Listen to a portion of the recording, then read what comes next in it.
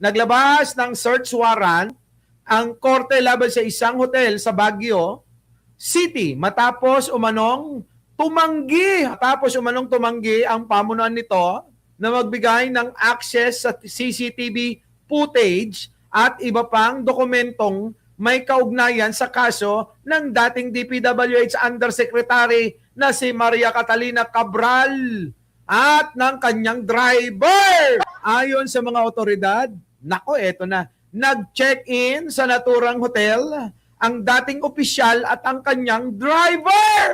Ang dating opisyal at ang kanyang driver. Ilang oras bago matagpuan ang bangkay ni Cabral sa isang, 20 hanggang 30 metrong bangin sa Quezon Road, Tuba, Benguet. Alaka!